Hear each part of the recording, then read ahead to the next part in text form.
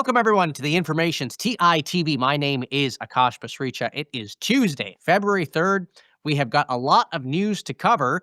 Elon Musk's empire is consolidating. SpaceX is acquiring xAI. The Information exclusively reported Monday that the deal valued xAI at $250 billion.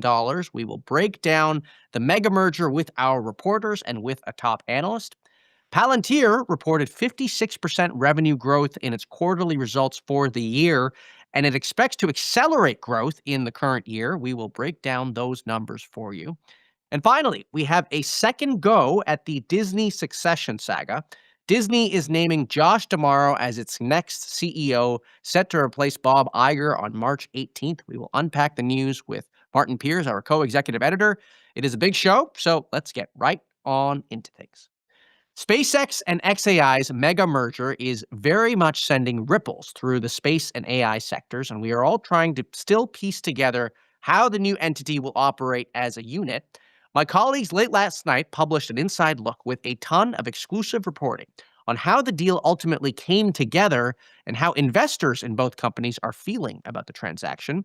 I want to bring on Cory, Weinberg, and Theo Wayt to help us break it all down. Cory and Theo, welcome back to the show. It's great to have you here. Good to be here. Okay, Cory, let's start with you. How did this deal ultimately come together? Well, Akash, when you have the largest deal of all time being executed by two companies with the same controlling shareholder, let me tell you, it's not the kind of deal where you're going to have, private equity style analysts and bankers hunched over their laptops in a room trying to make the deal math work. This deal came together pretty quickly. As I said, there's the same controlling shareholder in both companies. Not a huge negotiation to go down. And it went down pretty quickly.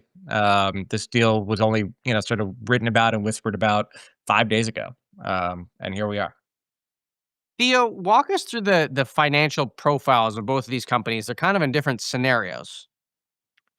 Yeah, I mean, SpaceX has a real business at this point in the form of Starlink, which throws off a bunch of money already and is growing quite fast.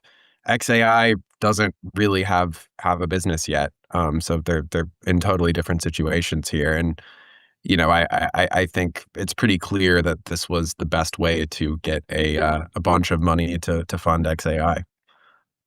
And Cory, I mean, let's talk about the investors in these two companies, other than Musk. Is it kind of a similar group of people that are backing both SpaceX and xAI? Are these two different groups? I'm sort of trying to figure out who the winners and maybe less winners are in a deal like this. Yeah, I think, I mean, SpaceX has a humongous cap table. It's been around for nearly a quarter of a century, and the folks that have the firms that have made a ton of money off of SpaceX already certainly have double dipped into their Musk pot and are also invested in xAI, names that we know and love, like Fidelity, Valor, Andreessen Horowitz, Sequoia, have invested in both. Notably, two of SpaceX's largest backers, Founders Fund and Alphabet, we don't believe have invested in xAI, which is somewhat interesting. But look, the reaction we heard from investors yesterday and in recent days was a bit of skepticism if they are only investing in SpaceX. You had this very clean, neat story of this dominant rocket company headed toward IPO, throwing off cash, really hitting its stride. And now you dilute not only the stakes of the SpaceX investors, you dilute the story a little bit. So Musk is a master salesman.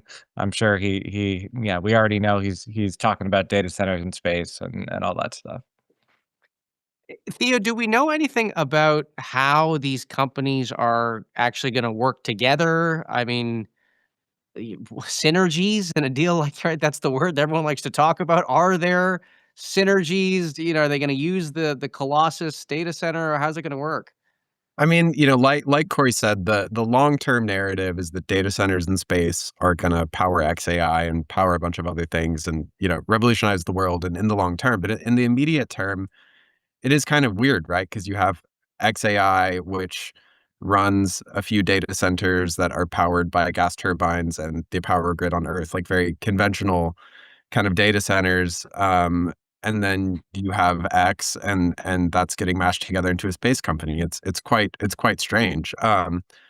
One piece that we had in the story that is new is that they are looking at ways to have XAI's data centers in Memphis interface with the initial versions of the data centers in space that they're hoping to launch, which would entail constructing like a SpaceX ground station near Colossus, which is their first data center in Memphis. But I mean, look, there's really no there are really no like super obvious synergies to use that word here that are going to immediately go into effect. Like I don't think we're going to see the XAI office lease end and everyone moves into SpaceX and has the same HR person or something. Like it's not a traditional corporate merger in that sense.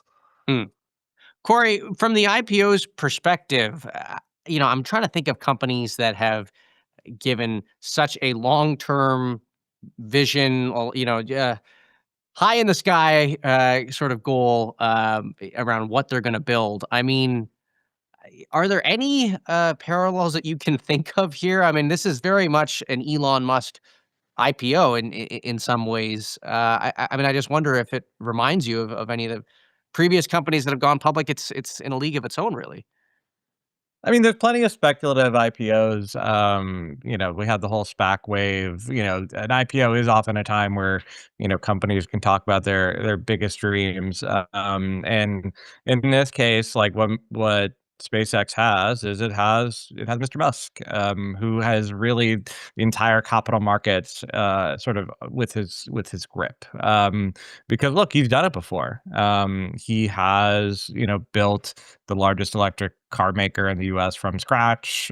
He's built SpaceX, which dominates space from scratch. And he's made a lot of people a lot of money. So right now, no one's really the heavy Musk skeptics are a little bit quiet. And Theo, yeah, go ahead. I was going to say, I think the precedent here is not another space company, is not like a telecom company or an aerospace company. It's Tesla, which is the other Elon Musk company that's public. And when you think about the type of people that own Tesla shares or think about the company, like there's one subset that's like, this is an electric vehicle company that's in decline and should not be worth very much money, and you should go and invest in BYD or whatever instead because they're going to eat Tesla's lunch. But then there's the other group of people that think about Optimus and robotaxi and these futuristic plans that Elon talks about that, don't exist yet inherently. And there's plenty of people that buy into that vision and put a huge premium on the stock because of that. And SpaceX, clearly the narrative that they put out in this press release about XAI, they didn't even talk about Starlink hardly at all in that story. I mean, they did a little bit in the blog post, but it was really all about data centers in space. And so they clearly want the same kind of people that buy Tesla stock because of Optimus to be buying SpaceX shares. They don't want the people that are going to compare it to, Comcast or whatever, or, Boeing. Like they want the futuristic, true believers.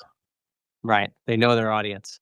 One more question for you, Theo, and maybe Cory, I don't know if you have thoughts here, but was this Elon's plan all along, do we think, Theo, to merge these entities? From the people you talked to, I mean, did he have this vision from the outset? I mean, if that was the case, he did an extremely good job of hiding it. I think very few people were talking about this being a possibility, even people that are, close to him and should know. I think it was more of a near-term realization that's the best way to fund XAI and to have an AI sheen on the SpaceX IPO potentially. I don't know. I'm curious what Cory would think. Right. I guess, yeah. I mean, I think just looking at it logically, this was him cashing in on what is SpaceX's kind of peak vibes moment to, sort of really help stabilize the company that is in the tightest race with well-funded competitors in XAI with Anthropic and OpenAI. SpaceX is sort of at its peak right now. Starlink business is maturing. It's growing fast. It's pre-IPO. It dominates the rocket launch business. And so, you can pull this off without too many people pushing back. Right. Well, Theo and Cory, I want to thank you both for coming on. That is Theo Wayt, our Elon Musk reporter, and Cory Weinberg, our Deputy Bureau Chief of Finance here at The Information. Okay, for more coverage of the SpaceX XAI merger, I want to bring on an analyst that knows the cable, satellite, and telecom industries very well. Craig Moffett is co-founder, partner, and senior analyst at MoffettNathanson. Craig, welcome to the show. It's great to have you here. Hi, good to be here. Thank you. So, Craig, I want to understand, look, if Elon Musk wasn't in charge of both these companies, this merger doesn't happen, right? I mean, let's be clear about this. Oh, that's absolutely the case. There's the industrial logic for the merger, which they're suggesting now has to do with data centers in space and that sort of thing, is pretty thin, to be honest. This is really good news, I suppose, for XAI, but you're dragging SpaceX into this, and it's simply not a terribly compelling idea from the SpaceX side. So then I guess the question is then why? I mean, is this Elon? I mean, this is capital, really. I mean, XAI needs capital.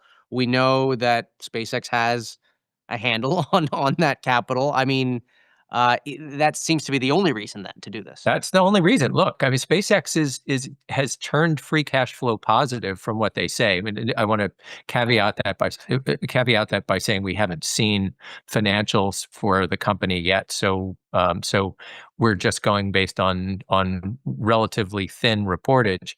But the company's supposedly doing $1 to $2 billion of positive free cash flow a year. And now they're merging it with an XAI that's burning through $1 billion a month. So it's a rather sort of obvious capital play to benefit XAI. But again, it's not exactly clear what the benefit is to SpaceX. Right.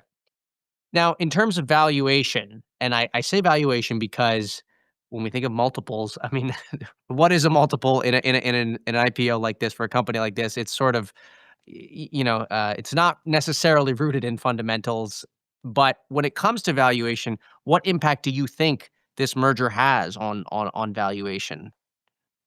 It doesn't help. I think at the end of the day, there's probably still a lot of appetite for anything that is SpaceX related, and the Musk name still carries real value. But for the investors that we speak to that were involved in SpaceX already, there's a lot of grumbling about this is not really what they wanted. The bulk of the asset is still SpaceX, to be clear, and so this is not a showstopper type of decision. It's just it's a frustrating one, I think, for a lot of the investors that we've spoken with. And so if we focus on the SpaceX side of this business, we had the news earlier this week that they have submitted their application. They want to put 1 million satellites in outer space. They've submitted the application with the FCC. We've talked on the show about how I think there's only something like 25,000 satellites in space right now, and so this would obviously be multiples more than that. When you see that, what's your reaction? So first I would say, look, remember the core businesses of SpaceX up to now have been the Starlink business for broadband access. That's how I originally started to get involved in analyzing the company, was because of my coverage of the broadband business in the US and then ultimately globally. And then the rocket launch business.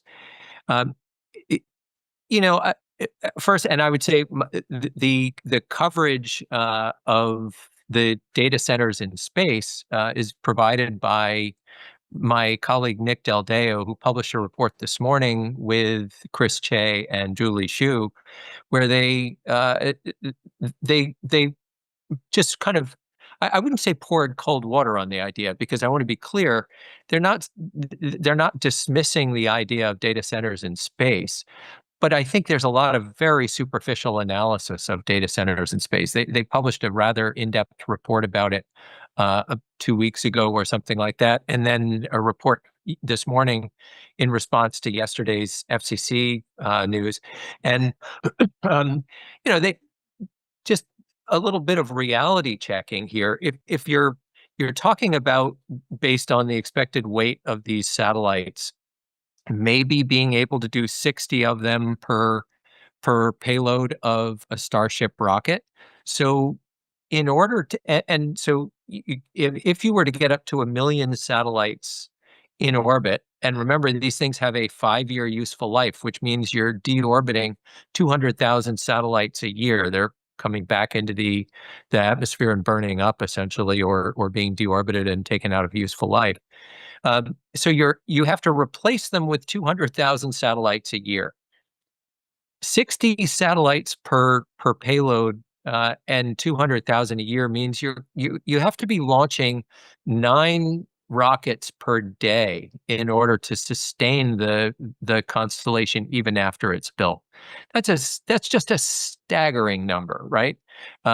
If you think about the reuse statistics for the Starship rocket, and we've only gotten one booster stage so far that's ever been reused successfully. You'd have to get to both being reused. But if you assume that they last for 100 launches each, which is the hoped for reusability rate, you're still talking about 30 new Starship rockets as launch vehicles every year, and again, 9 launches a day. So it sort of puts in perspective. This is really, really difficult, and I would argue improbable. The idea that space-based data centers are fundamentally cheaper is probably not actually correct. My colleague Nick Del Deo's work suggests that while the cost structure is quite different, there's obviously a lot more cost in the rocket launching process and getting them into space. Less on cooling, although, by the way, just the fact that it's cold in space does not mean that you don't have to cool the chips. That's a common misnomer. But the cost structure is different, but not actually all that much cheaper. The costs actually turn out to be, based on the work that he's done on CoreWeave, to be pretty similar. So, Craig, last question for you. You cover the space sector at large. I mean, do you see this ushering in a broader wave of space IPOs that follow SpaceX? Yes, I think that much is clear. Not necessarily because of the data centers in space opportunity, but the opportunity for space in general is real, right? There's no mistaking that Starlink as a business has a real place in the broadband ecosystem, especially in parts of the developing world where there simply isn't the wired infrastructure to provide satellite communication. There are going to be competitors to Starlink, right? I mean, Amazon Leo is the one coming from here, but for geopolitical reasons, you're going to have them around the world, especially coming out of China. The rocket launch business is a real business. You've got all kinds of security businesses and military businesses and drone management systems and all those kinds of things that are being launched. And absolutely, there will be real businesses in this sector that are going to be launched over the coming years, and you're going to hopefully see some IPOs of those businesses. And who are the names that you're watching? I mean, just give us a couple names that you're watching closely. Well, right now, I think the space is utterly dominated by SpaceX, Right. and if you're a satellite company, they're sucking all the air out of the room, and clearly, if you do see an IPO from SpaceX this year, the amount of capital that you're talking about, people are saying a $50 billion IPO, is an extraordinary number. That's just the amount of the IPO, not the valuation, obviously. So that's an extraordinary number. So I don't think you're going to be seeing IPOs right around the corner yet. I think you'll probably see them be a little bit further down the road. Great. Well, Craig, I want to thank you for coming on. That is Craig Moffett from MoffettNathanson here on TITV. Okay. Palantir reported its quarterly results. Revenue grew 56% for this past year. The company is forecasting at least 60% growth for the current fiscal year.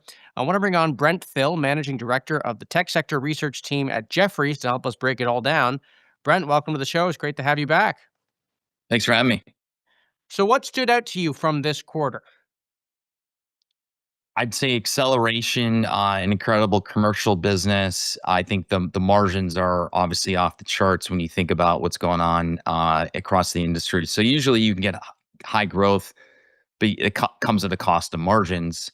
And you see this in companies like Snowflake and others that don't have big margins. But what really stands out is just, incredibly high growth, incredibly high margins. And as Dr. Alex Karp comments, the CEO, that it's rare to have both spinning at the same time. So, I think they've got a little bit of lightning in the bottle as it relates to their platform. They're obviously resonating really well with the commercial businesses. The acceleration and the cash flow growth is exceptional, and I think clearly every software CEO we talk to is talking about them being kind of more the envy of what they want to become. Mark Benioff at Salesforce talks about FDEs and having forward deployed engineers. That's kind of the new talk of the town. So Palantir's really set the pathway. They've led. They've done a phenomenal job on the fundamentals. And I'd say the other thing is they were incredibly calm. Usually they're throwing spitballs and snowballs at everyone's head on Wall Street. He was more reserved, I think, focused on the quality of what they're producing rather than it being a pep rally with cheerleaders and them with zingers shooting everyone on Wall Street. Why So that really stood out. Why do you think he opted for that approach this time? Well, I think probably for the last 17,000 calls in a row, he's had some choice words for Wall Street and said that no one believes, and we proved everyone wrong. And he sounds like he's the victim. And I'm just like, look, stop being defensive and just get on offense and play your game and say, look, we had a great game. Here's our numbers. Like, the numbers are the numbers. Wall Street's smart enough to figure this out. He doesn't need them to chase them away. So I think that was a good change of behavior. He certainly can't help himself on certain comments, but I'd say he was a lot more reserved. And as we said in our title of our note, it was a humble confidence, which I think everyone felt like that was a good change in tone. When we had you on our show 6 months ago, this was 2 quarters ago, we were talking about where the growth was coming from. And one of the things that you mentioned at that point was, you said a lot of their growth is coming from inbound customers right now. They don't even really have a traditional sales and marketing team the way that maybe other software companies had built it out. And if I remember your comments correctly, you said, imagine what the company could do if they had, a more traditional sales force. Is that still the case today? It is. I think they talk about the traditional software world was a steak dinner and golf and all those great things, and they don't need that. What they need is a great product, and it's basically inbound where, Joe or Cindy who are at XYZ company are having a result. That's a better viral sales model than someone on an outbound sales call. So I think, this concept that they've had, which is don't focus on the traditional sales model, focus on the quality of the product. It's unique, right? It's paid off. I mean, there are other companies like Atlassian who tried this for a while, and then you have to hire salespeople to kind of shepherd things along. But yeah, I think you go back to, my dream list for them was always, can they take a very complicated technology and dumb it down and make it for the mass market? I think they're proving that they can do this. The Tesla model, right? When the first Tesla came out, was kind of the analogy I had, which is, how do you bring it to nurses and creative professionals and plumbers, right? And now you're seeing that the entire world can drive a Tesla because the costs are lower. I think the second was creating a more humble senior management team. I think they're starting to do that. And The third is the go-to-market piece. I don't think they've fully solved, but I think that ultimately the product quality is speaking for itself. But again, like I said, if you had that individual with a supported ecosystem of system integrators, you think about what they could do would be magical. And again, I don't think they have that because he constantly bashes how bad their sales team is. He's Right. done it for almost every single call that I've listened to, and he did it again and made some comments about last night. So yeah, I mean, I think there's still room for improvement, and which is pretty incredible given the numbers they're putting up. But if I was them, the number one advice I would have is stop saying that you have a crappy sales team and start focusing on who's your right go-to-market leader, who are these people, who are the system integrators, who's the supporting channel that's going to really help you, because it's going to catch up to them at some point, right? You can only play that playbook for so long, and you're going to need that. So we believe that's going to happen. What do you think is holding them back then from building out that team? I mean, talking about the challenges here, obviously the backdrop for software stocks at large too is that we see that even numbers that are great in some cases, I'm thinking about ServiceNow, right? Investors think that the stock has gone too far and they bring you down really quickly. What do you think are the challenges here for the company? Well, the challenges for Palantir are really, I mean, the stock is the multiple. I mean, the multiple trades at twice the multiple of any other software name. The most amazing companies like CrowdStrike, Cloudflare, multiple. We've said this is the problem. The reason why the stock, is only up 5% right now and is off the 52-week high, which is over $207 a share, and we're at 155, is the multiple. So And so it's that's basically nothing. the narrative. Thinking if they can't keep the narrative intact, then that's when Well, multiple starts to come down. yeah, I mean, I think, look, the entire software industry is melting right now because of the advent of Claude and OpenAI, and that it rewrites the entire software framework. I'm not saying that that's right, but that's what Wall Street's creating. So the entire multiples across all software falling out of the sky. So what we're saying is like their multiples going to stay at the highest level ever because they don't face any risk for AI, that they've embraced everything in AI and it's amazing. So I think, the reality is the industry is under duress. Like, how can your multiple stay where it's at? So our issue has never been fundamental with Palantir. We love the fundamentals. Our issue is, we've seen this movie before at Snowflake, Datadog. You go through the list. Investors that chased these dreams at the top got ran over.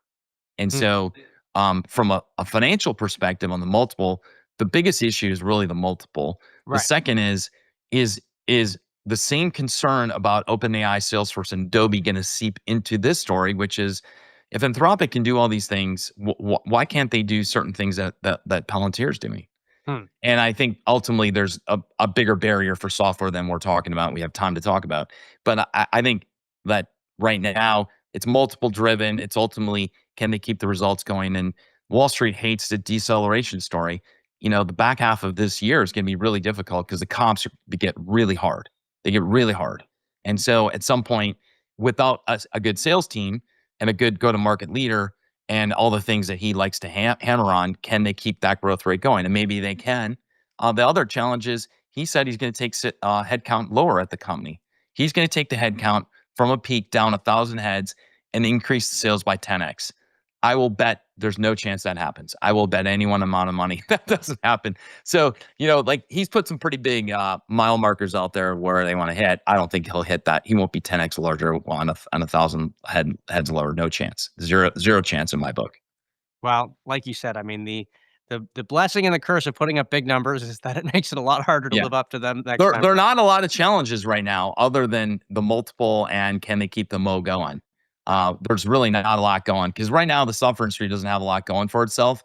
I've covered this for 25 years. I've never seen sentiment this bad in the software industry. I lived through the .com era, through the cloud era, through the client server I era. mean, you saw. I mean, just today, the emerging cloud index is down 5%, and you have Palantir putting up the numbers that it does. I mean, it has day by day, it's slipping.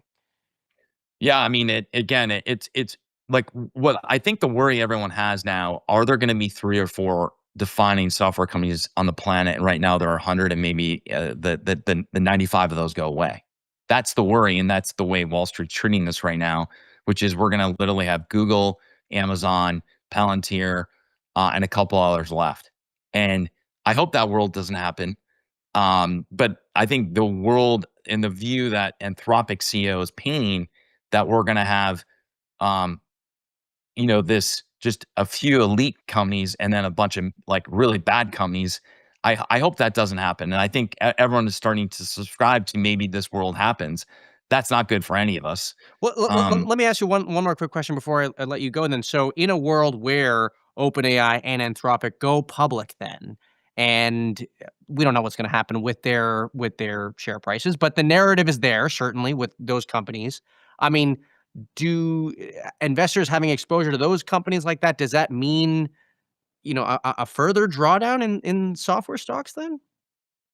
Could hypothetically, again, if the Wall Street Journal, which, and I think maybe you guys have reported like later this year, if OpenAI goes, Anthropic goes, I certainly think look, those companies are eating my industry away in terms of stock valuations.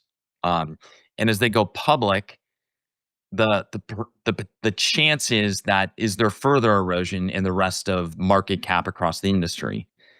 Now the reverse can happen, which is I think there's a lot of perceptions about what AI is going to do to enterprise software, and there's realities. And I think the perception, it's almost like a DeepSeek moment where everyone's like, everyone out of the pool, it's going to stink. The winds are coming, leaves are falling in the pool, and it's going to get ugly, And I don't know if it's that bad. And so we have to have the rest of the industry also put up good numbers and embrace this. I mean, my feeling is like there's an embracement of what OpenAI and Anthropic are going to do rather than trying to kill everyone. Right. And I think hopefully that's the message, because if they come with a message that we're going to destroy the entire software stack, then look out. Things are going to get nasty. I think right now the message is we want to partner and make Intuit better in filing our nation's taxes. We don't want to replace Intuit. And so, but I think right now everyone on Wall Street's treating it like those two companies are going to crush the entire industry, and they've got their steamrollers out, whatever space aliens, analogy, whatever you want to make up inside your AI machine, that these AI, these agents are coming for us. I'm watching it real time. The IGV, the software index, is again down another 4%. It's already down 14, 15% for the year. So there is definitely a fear factor, and it may get worse, but it depends on how they want to frame it too as they come public, and we don't know how they're going to frame that. Great. Well, Brent, I want to thank you for coming on. That is Brent Thill from Jefferies here on TITV. Okay. Disney has named Josh D'Amaro as its next CEO, taking over for Bob Iger on March 18th. This is, of course, the second kick at the can that Disney is taking to find a successor for Iger. In 2020, Bob Chapek took over as chief executive. In 2022, Iger came back. He initially said that he was only going to stick around for 2 years, but then he extended his contract. Finally, Disney has a new name. I want to bring on co-executive editor Martin Pierce to help us break it all down. Martin, welcome back to the show. Hey, Akash. So there's a new CEO, and his name is not Bob. That's that's the big news. That's a big advance on the past. Yes. Yes. Okay. D'Amaro heads up Disney's theme parks business. This is the same business that Bob Chapek also headed up. Why is D'Amaro going to be any different? Well, a couple of things. I think the one thing to really understand about this is that Disney is no longer an entertainment company. It is primarily a theme park company. If you go back 5-10 years, entertainment made up the vast majority of the profits of the company. That is not the case anymore. In the first quarter, theme parks made 3 times as much as the entertainment business. In fiscal 25, theme parks made more than the entertainment business. What has happened is that Disney has expanded the number of parks that it operates around the world, while entertainment has just gotten smaller and smaller. So part of the issue is that the parks chief, in this case, D'Amaro, really is running the core business of Disney and the one that will drive all of its future growth. So that's one reason why he's much more likely to succeed. The other issue is that Chapek was given a really bad hand. He was Iger had decided very abruptly to step down right as the pandemic began, and that meant that Chapek was, had to take over when the economy froze. Theme parks were closed down. The entertainment business was sort of frozen. It just was very tough. He was also operating as streaming was expanding. The money that Disney was forking out on streaming was actually going up, and he got blamed for some things which maybe weren't really his fault. In any case, he got forced out. Iger came back, has put everything right, and now Disney is on the path to recovery, but entertainment is not the business that it once was, and that's not likely to change. And I mean, I'm certainly also thinking about Disney doing a deal with OpenAI and the threat of AI as it relates to the attention economy, maybe taking viewers away from media, broadly speaking. I mean, it's a question. We don't know what the answer is, but it really does seem that doubling down on this experiences business, the IRL business, I guess, as they say. I mean, that seems to be what Disney is really betting the future of the company on. Yeah, Disney is making a bet that people will not want to spend all of their time at home on screens, watching TV, playing video games, that they will actually want to get out into the world and see other people, which is really nowadays, it's a daring bet. I mean, do people really want to spend all of their time scrolling on TikTok or Instagram? Hopefully not. So, um, the only issue is that the theme parks that Disney operates are horrendously expensive, and the lines are very long. So I'm not sure it's a really appealing experience to go down there. But there are certainly Disney park fans, and I mean, I have a friend who has gone to Disney, I think 5 times a year for about 30 years. There are people who are just cult, cultish fans of Disney's parks. So we will see, but yeah. And very quickly, the on the media business, I mean, in the background, you have the Warner Brothers deal. I just wondered what the net impact of that deal is on Disney's media business and how you see that faring.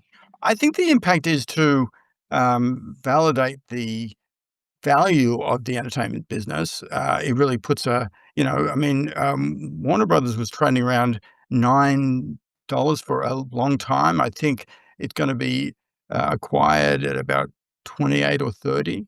So it's really highlighted that these businesses have inherent value that the market doesn't actually recognize. But that cannot take away from the fact that entertainment is not the business that it used to be, and that Disney's net future now is in parks. Great. Well, Martin, I want to thank you for coming on. That is Martin Pierce, our co-executive editor here at The Information. That does it for today's show. A reminder, we are on this stream Monday through Friday at 10 a.m. Pacific, 1 p.m. Eastern. I want to thank you all for tuning in. We really do appreciate your viewership. I'm already excited for our next show tomorrow. Have a great rest of your Tuesday. Bye-bye for now.